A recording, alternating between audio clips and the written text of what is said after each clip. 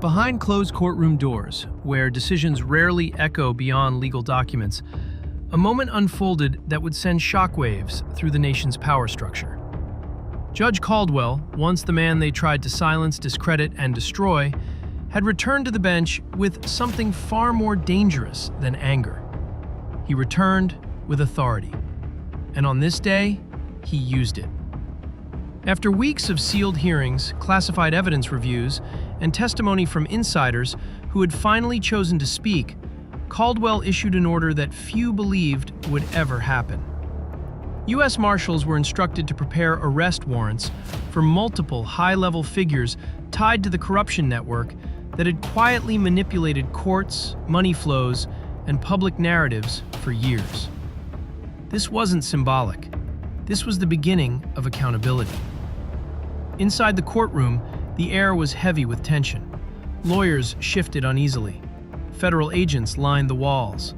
Journalists packed the back rows, sensing history unfolding in real time. Caldwell's voice remained calm, but every word carried weight as he outlined the evidence. Financial trails, intercepted communications, falsified court records, and coordinated media operations designed to frame innocent officials while protecting those in power. For the first time, the hidden system was being named. The document showed how verdicts had been prearranged long before trials began, how political donors funded legal strategies that guaranteed favorable outcomes, how regulatory agencies were pressured to clear audits that should have exposed fraud, and how judges who resisted were quietly targeted with scandals meant to destroy their credibility. This time, however, the strategy failed. Whistleblowers had surfaced in waves. Digital records once believed erased had been recovered. Offshore accounts were traced, and behind every layer of secrecy, the same network appeared. Wealthy financiers, political operatives, corporate interests, and media influencers, all working in coordination. Caldwell made it clear, this was not corruption by chance. This was corruption by design. The arrest warrants targeted figures many believed were untouchable. Influential donors, senior legal consultants, former regulators, and individuals tied directly to judicial manipulation schemes. Some had shaped national policy. Others had quietly controlled legal outcomes behind the scenes for decades. Within hours of the ruling, federal marshals began coordinated operations across multiple states. Luxury offices were raided, private estates were surrounded, digital servers were seized, phones were confiscated before calls could be made. The same elite circles that once moved freely through power corridors now faced handcuffs and interrogation rooms. Panic spread through political and corporate spheres. Emergency meetings were called. Lawyers scrambled. Public statements attempted damage control.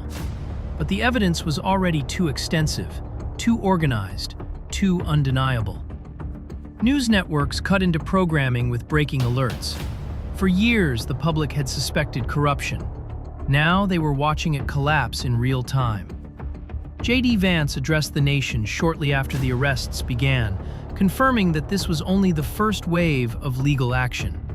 He revealed that additional sealed indictments were already approved, and more investigations were underway, spanning financial institutions, regulatory agencies, and political organizations. According to Vance, the corruption network had functioned like a parallel government, quietly steering outcomes while maintaining the illusion of democratic process. Judge Caldwell's orders shattered that illusion. Legal experts described the moment as unprecedented. Never before had such a broad and powerful influence system faced direct criminal accountability. Some compared it to historic corruption takedowns, only on a scale far larger and more complex. But as dramatic as the arrests were, the revelations continued. Court filings detailed how billions of dollars had been laundered through legal settlements and non-profit fronts, how media campaigns were engineered to destroy whistleblowers before evidence surfaced, how fake investigations were launched to distract from real wrongdoing. Every tactic had one goal: maintain control without public awareness. Yet one by one, those tactics were now exposed. As defendants were processed and evidence entered into public record, the nation finally saw the machinery of manipulation that had operated quietly for years. The system that once punished truth seekers now stood accused. Public reaction was explosive. Supporters celebrated what they called a long overdue reckoning. Crowds gathered outside federal buildings holding signs demanding justice, transparency, and reform. For many citizens, this was the first time in years they felt the system was finally listening. Families who had lost lawsuits to suspicious rulings spoke out. Whistleblowers who had once been silenced came forward. Journalists reopened cold cases that had never made sense. At the same time, critics demanded even broader investigations. They argued that the arrests were only the visible layer of a much deeper structure.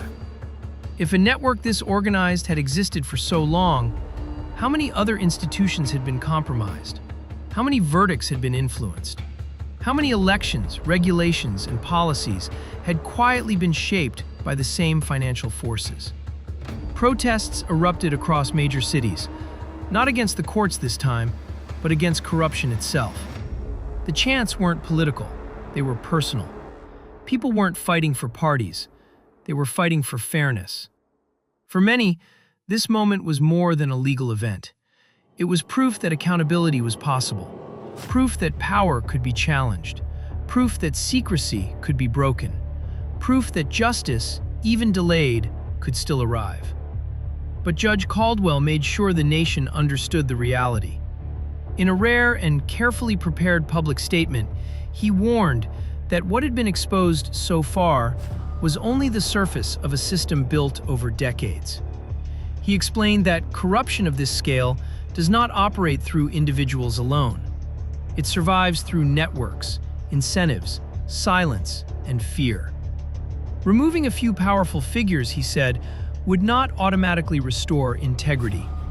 True reform would require transparency in funding, independent oversight of courts and agencies, protection for whistleblowers, and constant public vigilance. Because corruption does not disappear, it adapts. It finds new channels, new alliances, new ways to hide.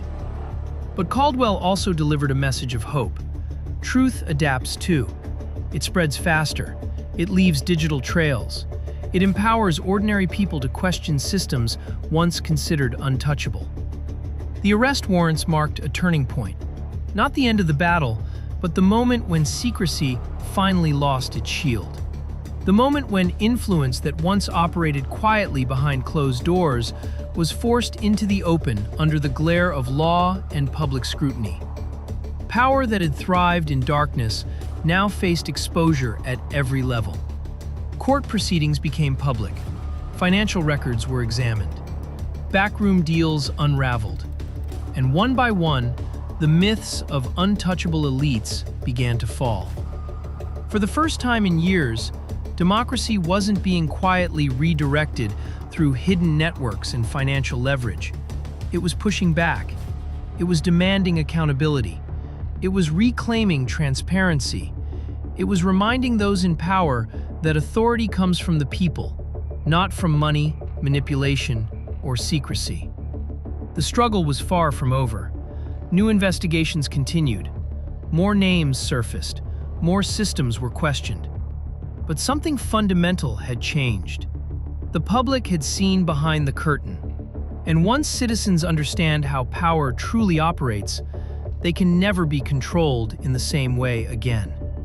Because informed people are the greatest threat to corruption.